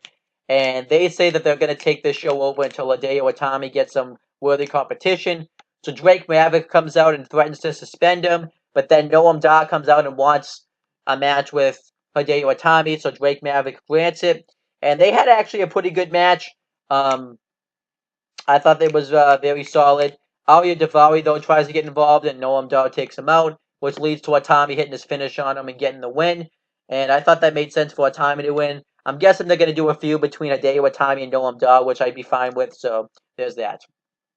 I thought it was a good match, though. And then Buddy Murphy's backstage, and Drake Maverick comes up to him, and Buddy Murphy said that he's proven himself as one of the greatest cruiserweight champions on this brand, and he wants Drake Maverick to give him an opponent that when he beats him, there'll be no question that he is the greatest cruiserweight on 205 Live. And Drake Maverick says that he'll make an announcement about that next week, which is obviously this upcoming Wednesday. And then Leo Rush returns, and he cuts a promo saying that he's not going to waste any time. He's here to be Cruiserweight Champion, and he squashes his opponent. He hits 2 final hours on him and gets the win. Happy to see Leo Rush back on 205 Live. I mean, it's not like we haven't seen him at all, though, since he's been on Raw managing Bobby Lashley and stuff, but, you do forget, though, like, how great of a wrestler Leo Rush is. Like, and how, like, quick he is and stuff. And then Cedric Alexander cut a promo, and he said that he may have failed to win the Cruiserweight title, but that's just what he's used to in this journey. And he says that eventually he will get back to Buddy Murphy's Cruiserweight Championship. That was that. And then we had the main event. It was a street fight. Akira Tozawa and the Brian Kendrick versus Drew Gulak and Gentleman Jack Gallagher. This was a really good street fight. I thought it was very innovative with the weapons and stuff they used. Tozawa and Kendrick stopped by dominating the match, and they go to bring out a table, but Gulak and Gallagher put it away. Gulak, by the way, was dressed in just a suit and stuff, which I thought was kind of cool. And pretty much Gulak and Gallagher get the advantage, and they do things like use a trash can on him. They take Tozawa's head, put it in the trash can, and hit him with a broom, which didn't really look very effective. They fish hooked the Brian Kendrick with a bungee cord. They throw a mop at him, and Gulak takes like the face of the mop or the end of it and sticks it in Kendrick's face. And they just hit some like really innovative stuff. Gallagher and Kendrick grabbed the bungee cord and trap Gulak in the post and hit chops on him, which was awesome. Gallagher and Gulak work together to take out Tozawa, and they take Percy Watson's rolling chair, and Gallagher hits a drop kick onto it, which was pretty cool. And they just hit like a lot of innovative stuff in this match. And eventually Kendrick does get the win, though, with the sliced bread on Gallagher off the top turnbuckle and gets the win. But they had like a really good street fight. I would definitely recommend watching this. I can't even begin to like mention the other highlights, like Gulak getting Tozawa into the Gulak, Gallagher getting him into like a reverse sharpshooter, and Tozawa hitting the senton on him. It was just a really goddamn good street fight, so give it a watch. And that was pretty much 205 Live review. Now the next show I have to review, I got to check actually. I don't exactly know what it is. I think it's the New Day Pancake Spectacular. I do have that recorded on my DVR at home, but I can't get access to it at the moment. So what I'll do is when I get a chance, I will sit down and watch that and review that, and the same thing for Tribute to the Troops. And yeah, these next couple of weeks on YouTube are just going to be mainly me catching up on stuff. So you guys will have to bear with me on that. But I will be back and have the New Day spectacular portion of this video up when I get an opportunity. But if I didn't give 205 Live a rating, I'll also give it a B plus. I thought it wasn't the same quality as SmackDown. I thought it was a really good show. And next week we get to look at the best moments in 205 Live, which I'm excited about. Actually, I forgot about main event. Nothing happened. It was just a Christmas edition of main event where Scott Stanford just told us what happened. But there was like some controversy going on in main event. Apparently, they made a mistake and announced a SmackDown Women's Championship match between Asuka and Becky Lynch on main event. So Paige had to tweet out that that match actually wasn't official. I thought that was funny, but they're really. I'm not going to give main event a grade because it was just really a recap show. So I didn't watch it, but that was main event. Okay, so now it's New Year's Eve, December 31st, 2018, and it's 1:16 p.m. I know I got really busy. If you watch my NXT UK reviews, that will explain why I've been delaying this video.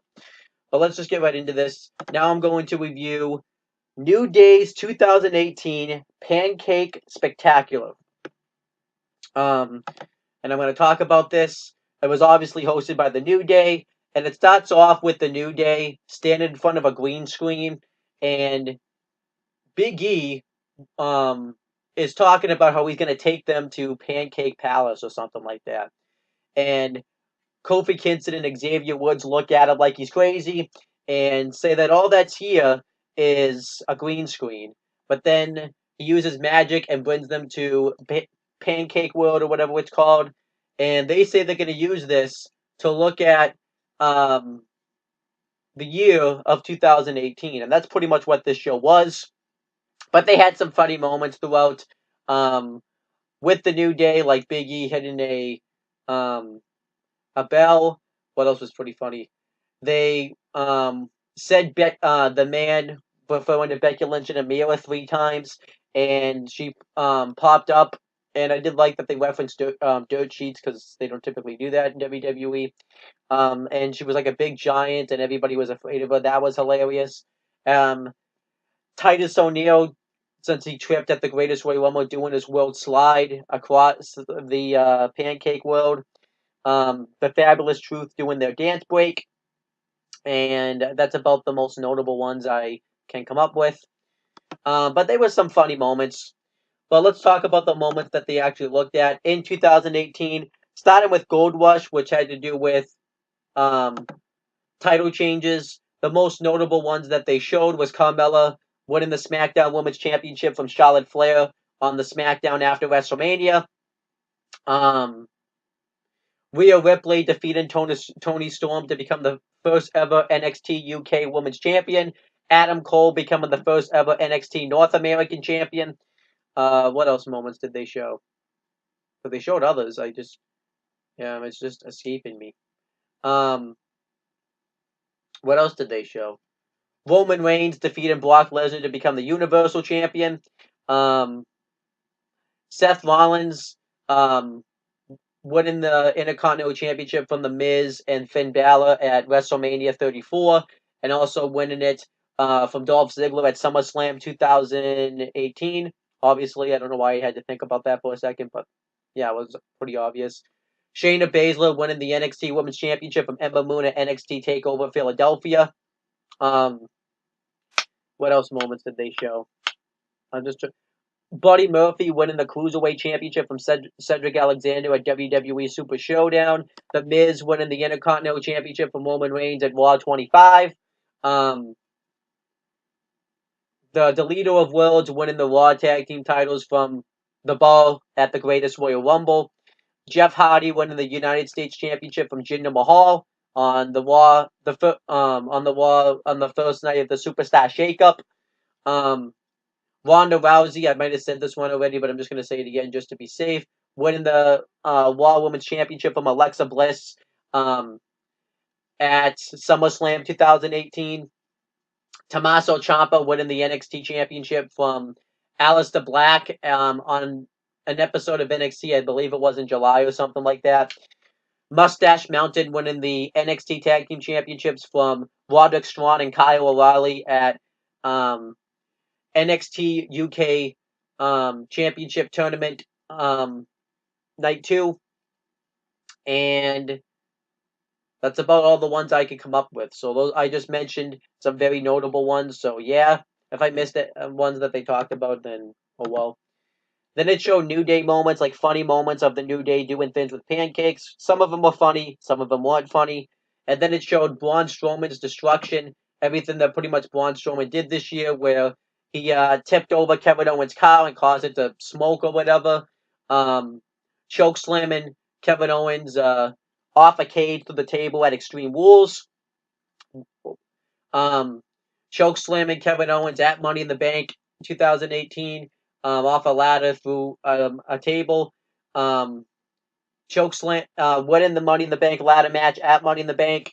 Winning the Greatest Royal Rumble at the Greatest Royal Rumble by last eliminated Big Cass. But it's choke slamming Kurt Hawkins through a table, throwing Kurt Hawkins through a wall, tipping over that truck when he was like suspended by Kurt Angle, throwing Michael Cole off the stage the same night. Beating up Roman Reigns at Hell in a Cell 2018. What else? There's one more I'm missing. Oh, and obviously, I think the most notable one is setting Kevin Owens in a porta potty and sending him crashing off the stage. So, and obviously tipping over that WrestleMania set at WrestleMania 34. So those are notable ones. One title change I forgot to mention actually was when Braun Strowman and Nicholas beat the Bar for the Raw Tag Team Championships at WrestleMania 34. It showed that too, though. And then it showed Ronda Rousey's destruction. It shows her debuting at the Royal Rumble this year. Her mixed tag team match when she teamed up with Kurt Angle against Triple H and Stephanie McMahon. Her winning the Raw Women's Championship from Alexa Bliss and defeating opponents such as Nikki Bella and Nia Jax. Things like that. Destroying people like Dana Brooke and I forget the name of the faction off the top of my head, but Mandy Rose and Sonya Deville with Paige. I forget the name of that faction off the top of my head. Then it showed Women's Evolution moments. It showed the woman being in the first ever Women's Royal Rumble match. Mae Young Classic moments and moments down in NXT, such as Kairi Sane winning the NXT Women's Championship. Shayna Baszler's destructive moments in NXT. Bianca Belair, her going undefeated. Nikki Cross. Obviously, everything that happened at Evolution. Alexa Bliss winning the Women's Money in the Bank ladder match and then cashing in later on in the night at Money in the Bank. Stuff like that. Then it showed Becky Lynch's year. It showed Becky Lynch pretty much everything from SummerSlam on, because that's kind of really where she started to take off. It showed her, turning heel at SummerSlam after Charlotte Flair won the triple threat match at SummerSlam that also included Carmella, and winning the SmackDown Women's title from Charlotte Flair, and then obviously the last woman standing match, and then her invading Raw and taking out Ronda Rousey, and having her getting punched out by Nia Jax, which was, Becky Lynch had a hell of a year, so obviously that is very well deserved. Then obviously we have Seth Rollins this year, him going for 65 minutes in that gauntlet match. And I forgot to mention for the woman, the first ever women's elimination chamber match. But yeah, Seth Rollins, him going 65 minutes in the gauntlet match, winning the Intercontinental Championship at WrestleMania.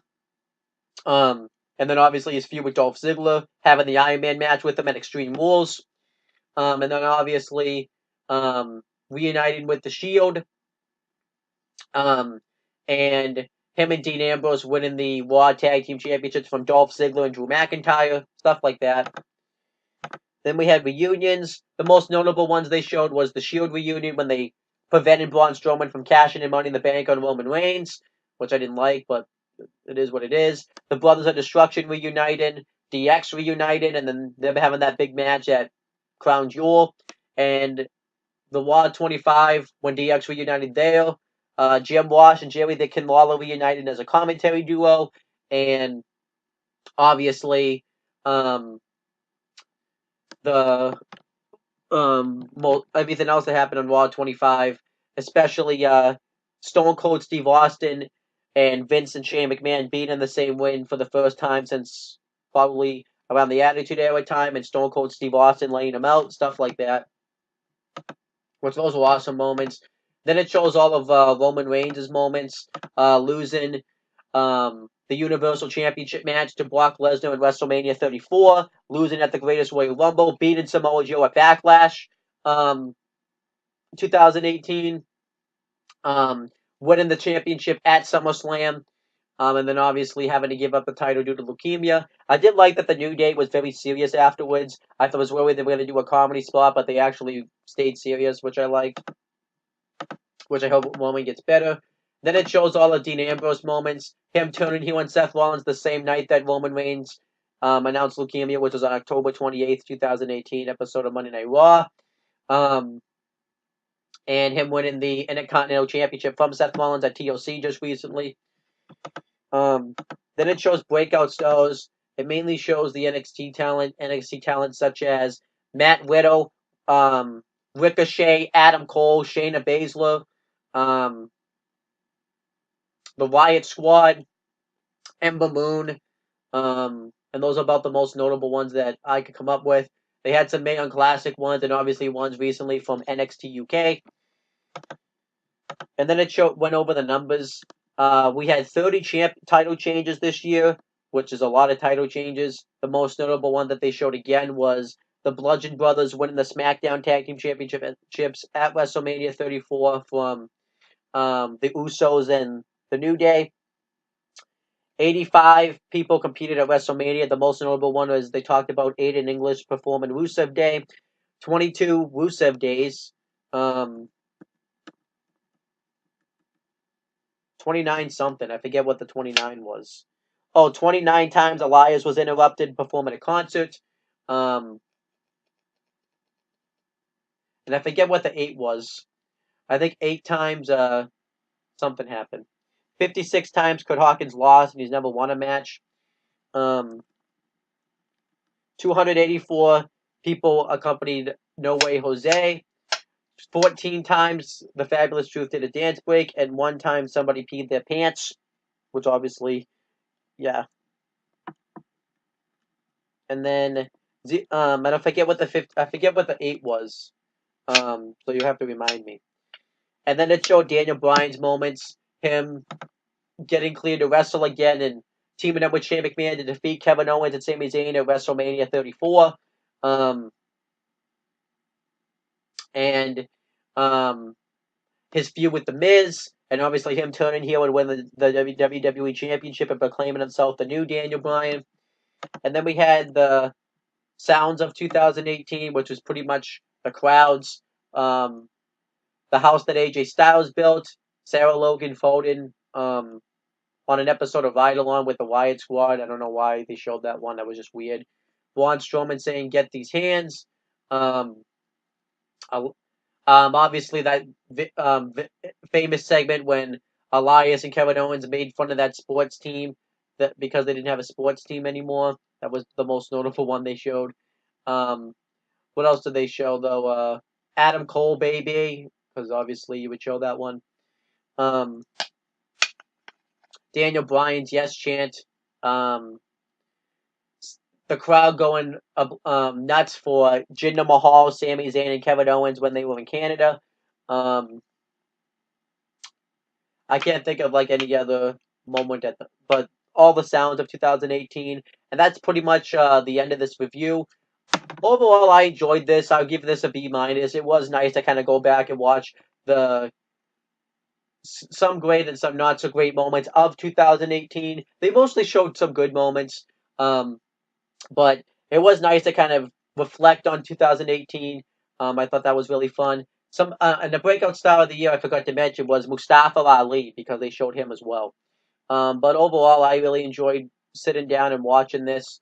I would definitely recommend it. And now I'm going to actually watch the New Day and the Iconics gift exchange they just released recently on YouTube, and then I'll watch. So I'll go watch that, and then I'll review it afterwards. Okay, so next was the New Day and the Iconics gift exchange, and it was actually fairly entertaining. Um, I enjoyed it. Um, the New Day got the Iconics stuffed koala bears, which was kind of cute. Some sort of um mu- CD for music. I think it was like an Australian music, but the camera didn't zoom in on it, which was kind of bad. And um some sort of like vegan cream that you eat, and a kangaroo suit. So I thought those were kind of cute gifts. And the Iconics got the New Day. Um, they got them each separate gifts. So Big E got what did he get? Um, Big E got like oven mitts, and one was like a crab, and the other was an alligator. And Kofi Kingston got goldfish, but it's the like fake goldfish that you don't have to eat. I mean, not eat, feed. And Xavier Woods got a John Travolta T-shirt. So I thought those were nice gifts. Afterwards, um, the New Day tried the cream, and Kofi Kingston just spit it out, and the Iconics drank the fishbowl water, and the Iconics tried on the kangaroo costume. So this was something that was I thought was I guess cute. Um, yeah, if I had to rate this out of like a letter grade, I'd give it a C plus. I thought it was pretty cute. But that was pretty much that. Um, Now I'm going to watch Tribute to the Troops. Okay, so now it's Thursday, January 3rd, 2019. Happy New Year to everybody. Hope you guys had a great New Year's Eve and things like that. And right now it's 1:29, but it's probably going to turn into 1:30 soon a.m.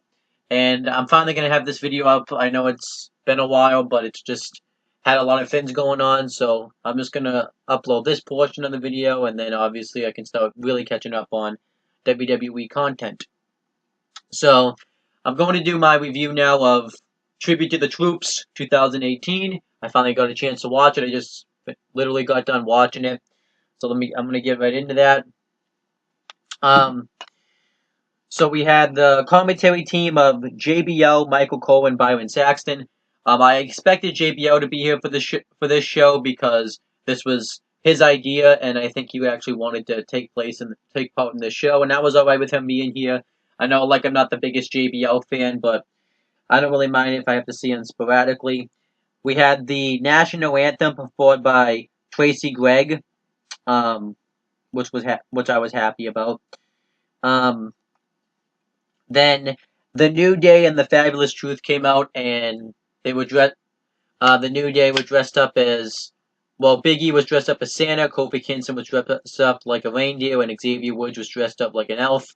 Um, and they made some like nice holiday jokes talking about how they sit around and just watch the past matches on the network, how they get some hot cocoa, eat bootios, and they leave um, cookies out for Santa E, which I thought was funny, and they do the USA chant doing the New Day walks tone. We had the first match on the show. It was a triple threat women's tag team match.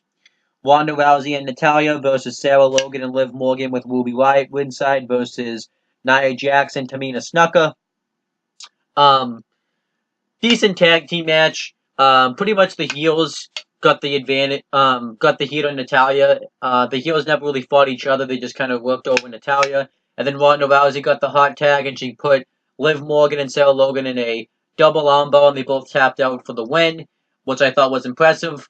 And um, afterwards, Ronda Rousey does a promo thanking the troops and said it was an honor to perform for them. I'm not going to do star ratings for this show because Tribute to the Troops is kind of like a you know a like a carefree show where they're not really doing it for themselves, they're doing it to perform for the audience and stuff. So I don't really think it's fair to do star ratings.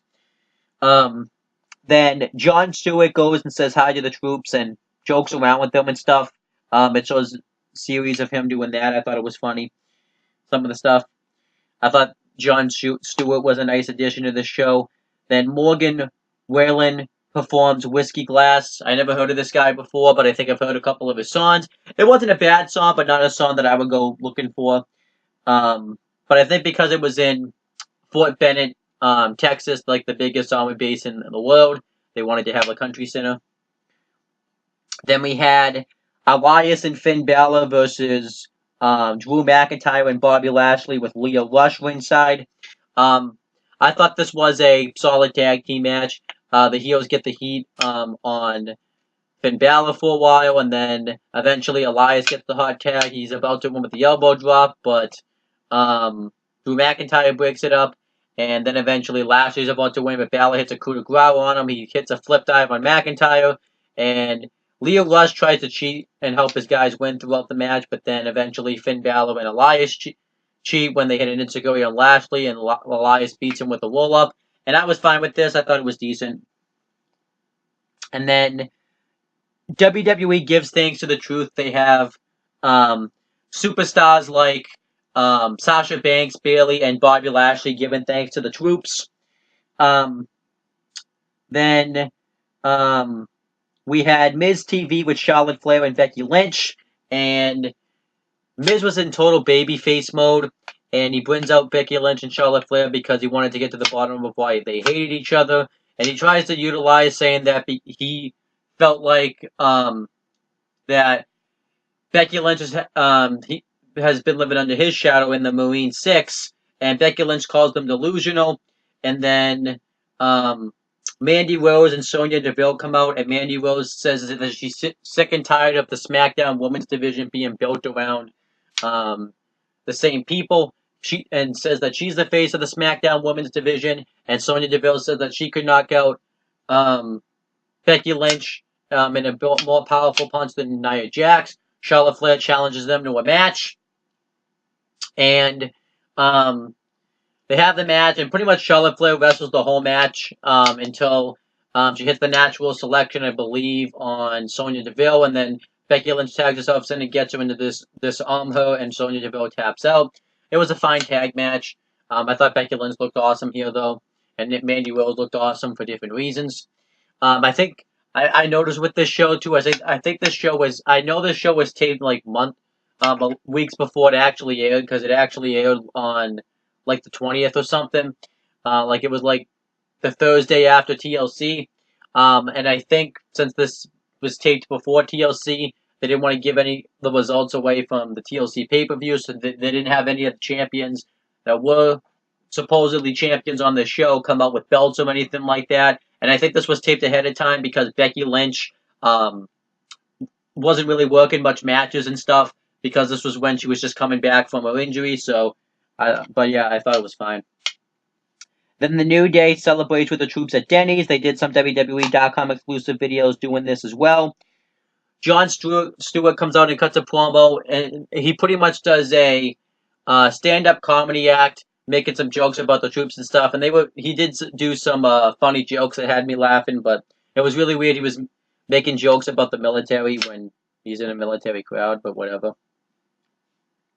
And then WWE superstars visit the troops. Superstars like, pretty much the whole roster, but some notable names that were there that I didn't expect to see were Ric Flair, Booker T, Mojo, Rawley, and that's about it.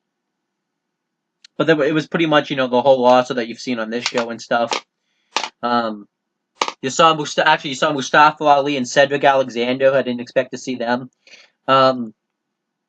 Then Morgan Wallen performs Up Down, decent song. And then we had the main event. It was Dean Ambrose and the new Daniel Bryan versus AJ Styles and Seth Rollins. I thought they had a pretty good tag team match. Rollins and Bryan attack Bryan and Styles. Bryan and Ambrose attack Rollins before the match starts, and everybody gets into a brawl. And then eventually the heels get the heat on Seth Rollins for a while, but then AJ Styles gets the hot tag on the new Daniel Bryan, and he hits the Fireman's Carry neckbreaker on him, and he's about to get the one with the calf crusher. And what I did like about this is because I think this crowd is like a casual fan crowd. Like, some people know wrestling, but most of them don't. So they were doing the yes chant throughout the match, but you could kind of tell it was a casual fan because they would heavily cheer on Ronda Rousey and heavily cheering other people that really wouldn't get cheered. Um, so when they were doing the yes chant, Daniel Bryan kind of used it to his advantage, which I thought was awesome. Because I don't think they know that he's turned heel. And Dean Ambrose broke it up, and then Rollins hit a springboard clothesline on Ambrose and takes him out, and then eventually AJ Styles beats Daniel Bryan with a new Daniel Bryan with a phenomenal forearm. And afterwards, they do a thank you to the troops promo, and the whole roster comes out and high fives the troops and stuff, and then it shows an ending video package showing the trip to tribute to the troops, and that was pretty much the end of the show. And yeah, that's pretty much it. Um, this is enjoyable. You really can't go into this show really critiquing it because it's just supposed to be a carefree, lucky show where all the faces go over, and they're not really doing it to put over any storylines or anything like that. They're doing it for the troops, and they're doing the right thing. Now, I could be a dick and talk about why they're doing this and stuff and how they're doing this, but yet they're making it trying to look like that they're being in this good company. But I'm not going to really use this video to do that because this video is long enough as it is, and that just isn't. This sometimes it just isn't the time. I like that they do this every year. It's the right thing to do. But if I had to rate this, I'll give it a B minus. But in my heart, it gets an A plus because they're doing the right thing. And that was pretty much the end of the show. But nothing really bad on this show. Just like a nice, it is fairly entertaining to sit down and watch it. So definitely a B minus. But that's pretty much the end of this review. So yeah. And that's pretty much the end of this video. I know I finally got to the end. It took me a few days to get this video up. I know I have to catch up on 2 weeks of WWE main roster content, and I'll do exactly that when I get the chance. I'm off school and stuff, and holidays are over now and stuff, so I have a chance to actually do that. But that's pretty much the end of this video. Thank you guys for watching this video. Please make sure you guys like, comment, and share this video so people will watch it. Make sure you guys subscribe to this channel for more content and click on the bell so that way every time I upload a video, you guys will get the notifications for it. And make sure you guys do the same thing for my CM Brothers and on the Talking 80 channels because I did upload some videos on there probably in the meantime because I had time. And that's pretty much it, guys. Talk to you later.